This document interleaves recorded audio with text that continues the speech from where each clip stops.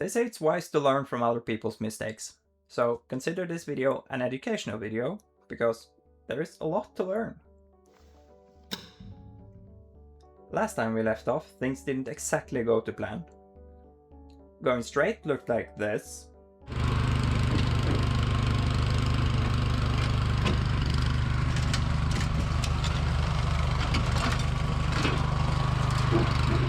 Going straight quickly looked like this.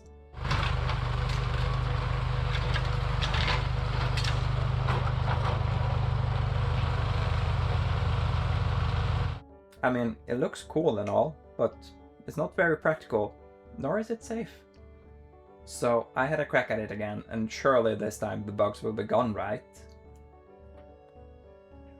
Well, let's just say, things didn't exactly go to plan this time either.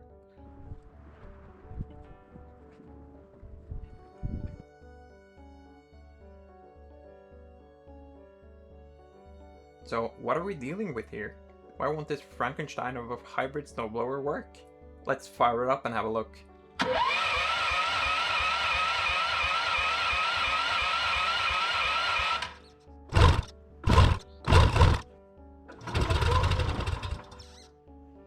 Okay, it might not be that easy to fire up this engine jetted for California in the freezing cold.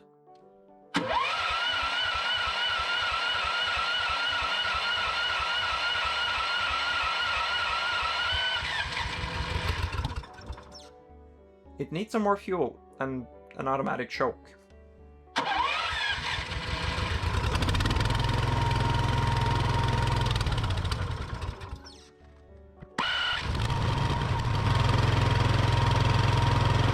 Here it's running on half choke, halfway decently.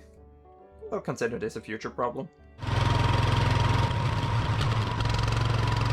So let's try to go straight. That's not very straight. How about left?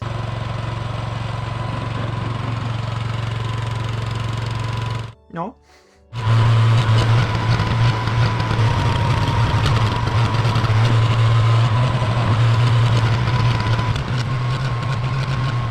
So what is happening here, I think, is that the controller is not giving the current that it says it does. And while trying to measure that, you could say things went a bit sideways. So we just let the smoke out of it. That's dead. Apparently, demanding 5000 RPM and maxing out the battery pack can be a bit rough on the controller. I know what we need to fix this. More electronics.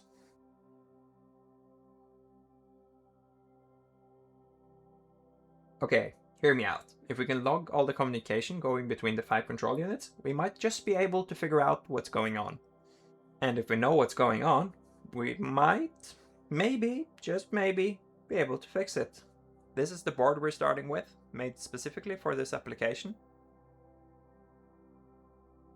Here it's partially soldered together, so let's not waste any more time and let's assemble it.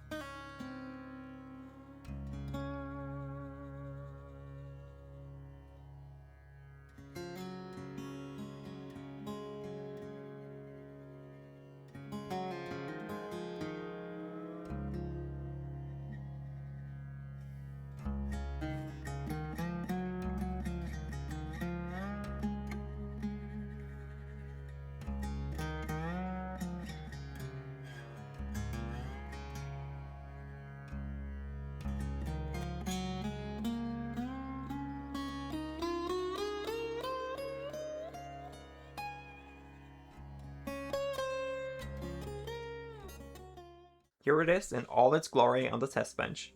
The board connected to it is a spare LDU from the Snowblower, which is then bridged to all 3 channels to load it up during testing. These are 2 input buttons. The red one puts the board into passive mode so it can be shut down safely without corrupting any data. The green one triggers the data recording. When this button is pushed, it stores the data from before the press and for a given time after it. It can also trigger automatically if it gets a message with a predefined ID. The behavior of this logger can be set with a config file on the SD card. On top of the board are 4 RGB LEDs that indicate if the bus is active, if any data is transmitted, as well as indicating potential faults.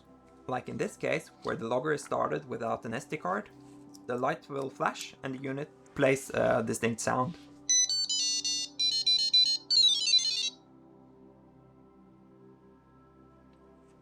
To mount it in the Snowblower, it uses a DIN rail, which you would normally find in fuse panels or other control cabinets.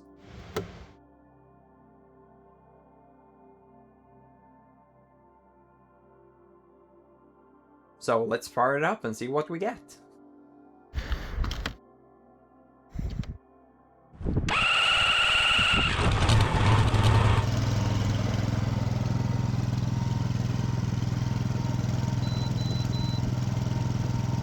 The button works.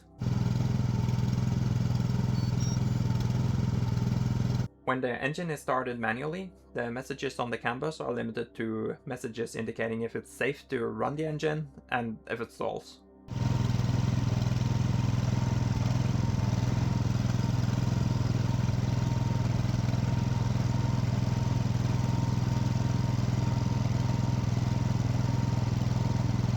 You can even shut the logger off without it breaking. I call that success.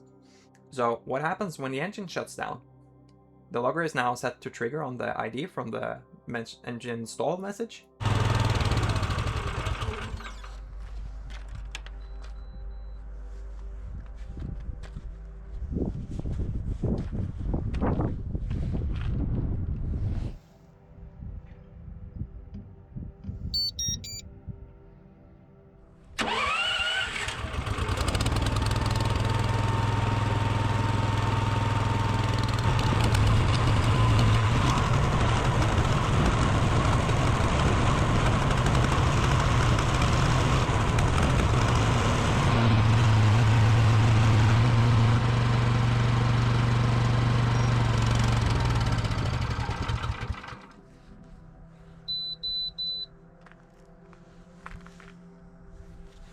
And it works! Let's have a look at the data. These are the files that came off the SD card. On the bottom here we have the list of triggers. You can also see the config file, which is the only file you place on the SD card, and all the other folders and files are created by the logger as it runs. This trigger here, number 14, matches the timestamp 1350, and the ID that triggered it is 38D, which is the same as 909, which is the ID for the engine stalled message. The trigger data for number 14 can be found here in the logs folder. Here we have the trigger file for this trigger. Here we can see it's 38D, which triggered the event. Before that, it sent a message with the ID 384 with the data 1, which indicates that the engine is safe to run. And after the engine shut off, it kept sending the status message. We also have this integrity file, which indicates if any messages were lost during the logging. Here's the config file for this setup. It's set up with only CAN channel 1 at 500 kilobits per second. To be honest, the logger was entirely pointless for this, I just wanted to do it. It's brilliant for debugging communication issues, but the issues we're having here are just far more deeply rooted. Now is a good time to drop a like and maybe even subscribe. It makes me feel less bad about spending all my spare time on these projects.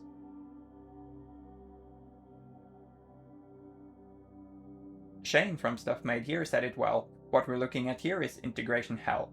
We're trying to force electronics, software, mechanical solutions, and physics to be friends, and they do need some time to get along.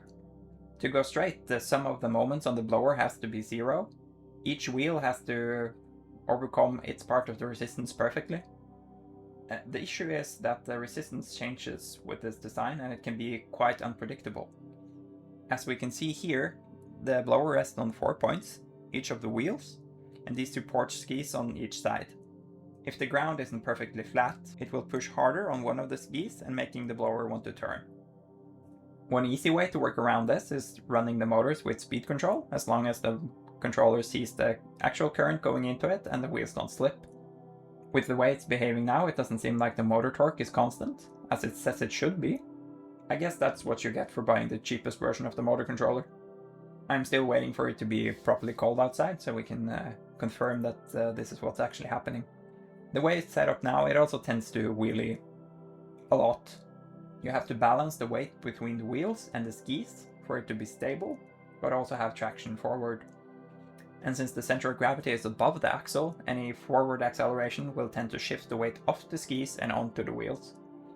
And if the weight on the skis becomes 0, we'll quickly point at the sky. In a perfect world, the blower would rest on a set of tracks, holding the majority of the weight in between the tracks. This way the augers wouldn't have to be in contact with the ground, and you wouldn't have these problems with the varying force on them. It also turns out that using over 50-year-old snowblowers as donors has some problems. One of the main shafts are bent, making the whole thing wobble like this.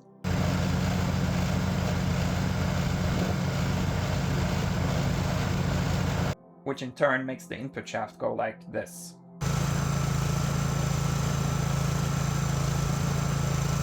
There are a lot of cool solutions that has gone into this blower, but there are also some fundamental issues with it. Maybe we should take the remote control system and put it on a riding lawnmower. That would be easy, right? Anyway, I think it's time for a break from this project. For now, it will rest in a shed, waiting for its revenge.